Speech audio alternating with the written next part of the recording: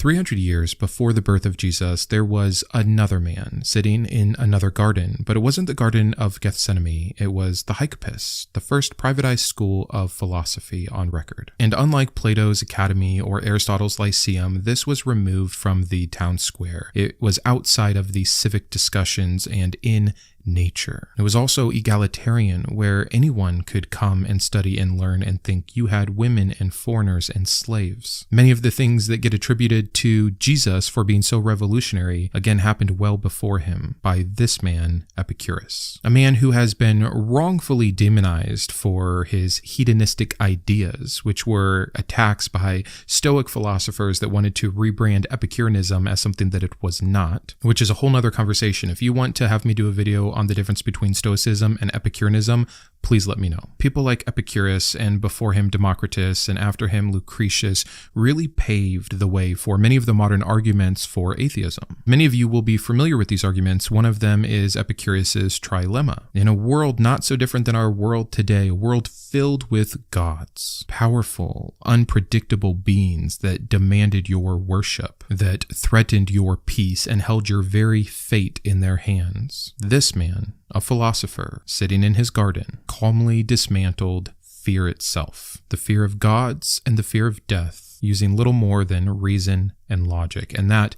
is why I love Epicurus so much. And so to get started, let's go ahead and quote his trilemma here. Is God willing to prevent evil but not able? Then he is not omnipotent. Is he able but not willing? Then he is malevolent. Is he both able and willing? Then whence cometh evil? Is he neither able nor willing? Then why call him God? An argument so simple that it can almost feel trite because so many believers throughout the millennia have rolled their eyes at the problem of evil as if that is any kind of a response. But the argument is just as valid and just as powerful today as it was 2,300 years ago, because the characteristics of the gods that are worshipped are the same. And so for today's video, I just wanted to introduce you to this man if you did not know of him. We really only know of him because of 3 main letters that he wrote and Lucretius's On the Nature of Things, a phenomenal book where he is pretty much writing this Latin poem, completely taking all of the ideas and expanding them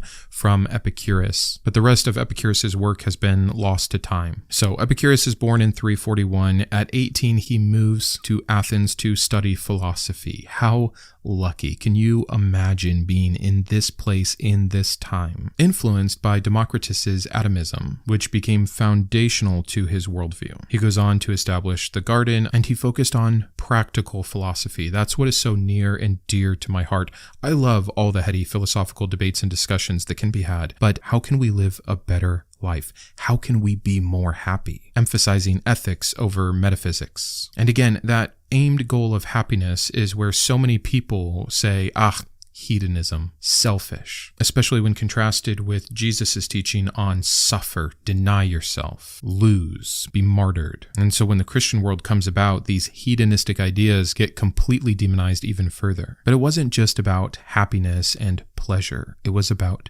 peace. It was about the removal of fear. And I think that is a beautiful and completely worthwhile thing. In terms of some cultural context for you, he lived at a time of great upheaval, politically speaking, and religious domination in Greece. Polytheistic beliefs framed everything in ancient Greece. Every aspect of life, from governance all the way down to your personal daily fulfillment. In terms of his core philosophical beliefs, again, he added on to atomism. The universe is composed of tiny, indivisible parts, atoms, moving in a void, and that natural phenomenon, earthquakes, thunder, tides, result from physical interactions, not divine intervention. So again, this focus on the natural world, which I don't think we can really get into the headspace of how unique that would have been at that time. To take this away from the gods, to see the world as existing just in its own natural form, working out through its own natural laws and nothing more, to remove so much stigma and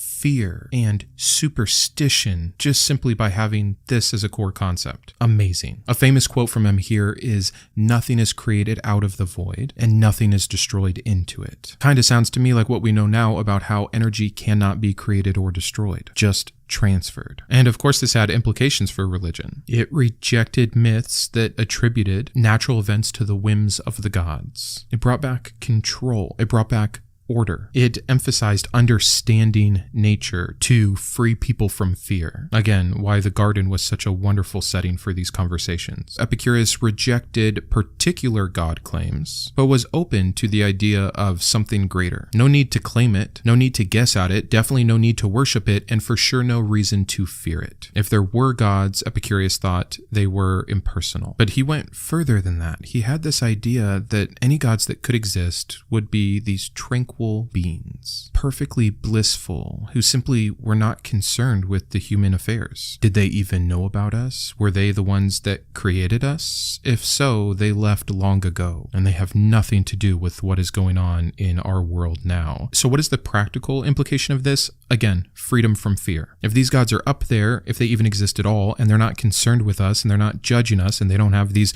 horrific fates planned for us if we don't do their bidding or worship them correctly, we do not have to be afraid. The fear of divine punishment is what he saw as one of humanity's greatest anxieties. And considering he didn't believe in that kind of a god, he wanted to do everything he could to rid them of that. The main thing, if we're talking about core philosophical concepts that he is known for, is the avoidance of pain and the pursuit of pleasure. But it's important that you understand his definition of pleasure before, again, you start thinking too hedonistically. Pleasure is the absence of physical pain and the absence of mental disturbance.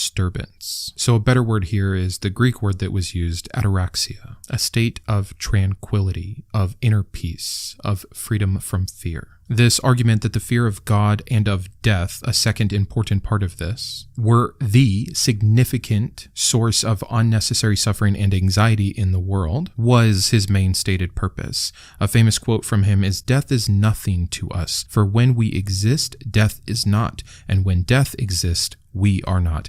I love this quote so much. One of the big reasons, again, that religion fills these gaps is the death anxiety of humans, which I think stems from just a fear of the unknown more than anything else. And Epicurus is saying, there is no fear. There is no unknown. Death is completely separate from us. What we are, what it means to be us, to be alive, to be conscious, is life. And when that is no more, that is death. And so there is no more. You are not here to fear it. Many people who are deconstructing and deconverting will often wrestle with this concept of, well, if there's no heaven, then what? Eternal nothingness? As if you experience blankness, blackness, darkness, nothingness. There is no experience. That is what Epicurus understood about death and the message he wanted to relay to people to, again, alleviate that fear of death. And lastly, in terms of his core philosophies here, it was a critique of traditional religion. Greek religion at that time included rituals and sacrifices and fear-based obedience to gods like Zeus or Athena. But Epicurus saw these practices for what they were, manipulative and counterproductive to human happiness. Man, do I love this guy. Let's move on to step 2. I want to clarify more about the Epicurean view on gods.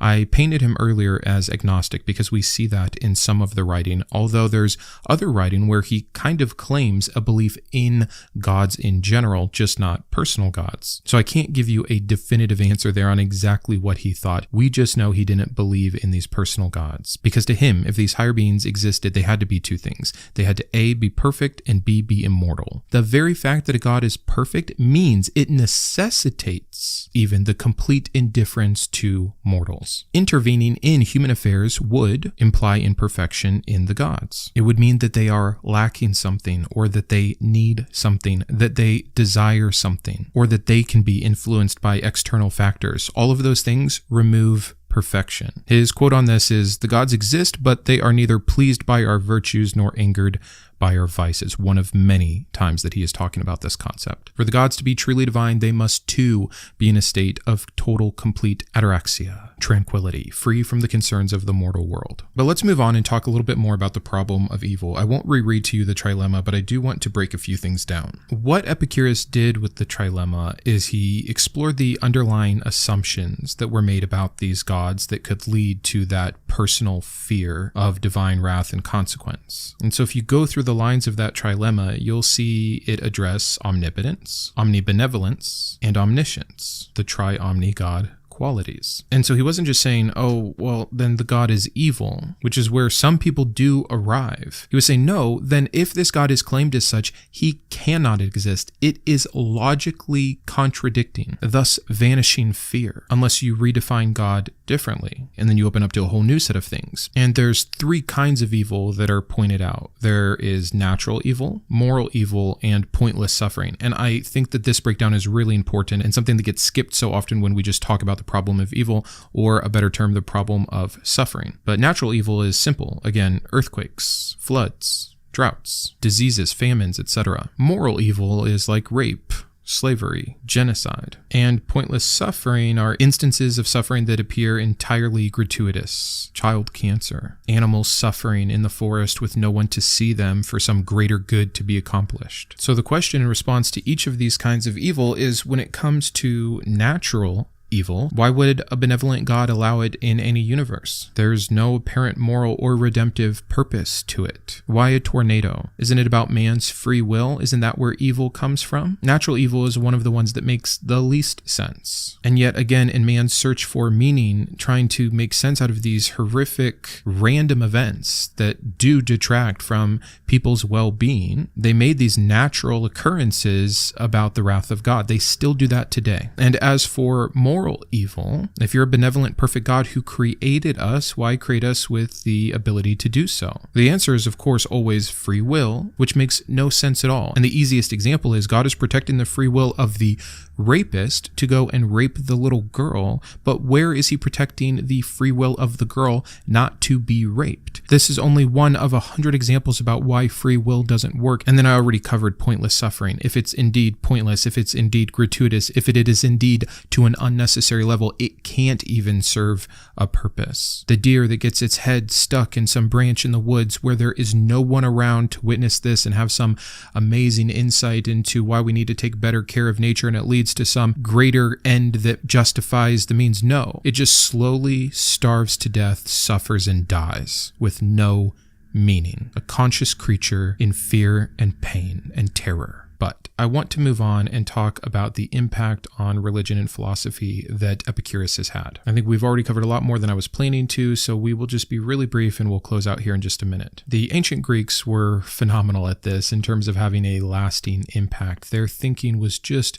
so useful for what would come around again even during the Enlightenment. So when we get to people like Hume, who's essentially regurgitating the Trilemma in his dialogues concerning natural religion, we see this 2,000-year gap between these men and still the same ideas being talked about and discussed. A century later, we still see it being brought up by John Stuart Mill in his 3 essays on religion. And we just continue to see Epicurus's legacy enhanced when it comes to secular morality. We see this described by Epicurus. He has a call to rationality where he encourages the abandonment of fear-based worship and obedience and even morality and ethics to be replaced with a reliance on reason and understanding the world, attributing to the world what is there instead of to a God. A secular call to science, compassion, and human responsibility. Epicurus has a wonderful quote: "The misfortune of the wise is better than the prosperity of the fool,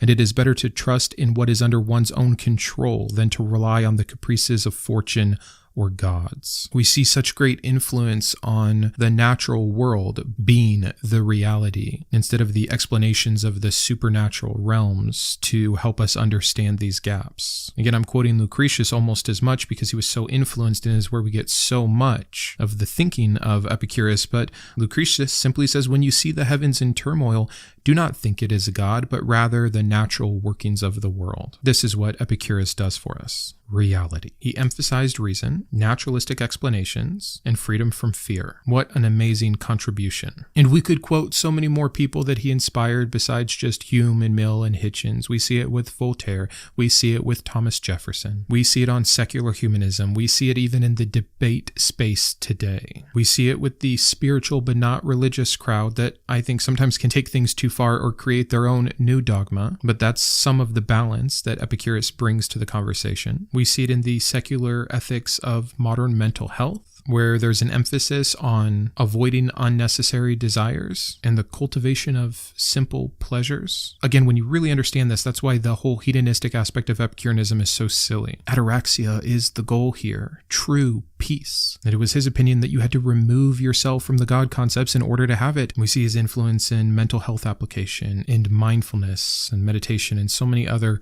good things that emphasize what we as humans are, what we actually need, the things that actually get in the way of those needs, and the correct way of thinking about this whole concept in general to arrive at better conclusions. Not perfection, not ultimate truth, just improvement with an end goal that is very worthwhile. Thanks again for being here. Let me know your thoughts on this. If you'd like to see more of this, if you were familiar with this man or not, and to what degree, anything that you would like to add or correct me on, I'm all ears. Our Blazed tier gets a verbal call out at the end of each video, so a very special thanks to Decox, Dark Side of Delight Productions, James Guider, Lori, and Noel Divergent. Also, our Flame tier is up to 7 people. Your support here truly means so much. All other donors are Ember tier and are listed in the description of each video. Thank you to each and every single one of you.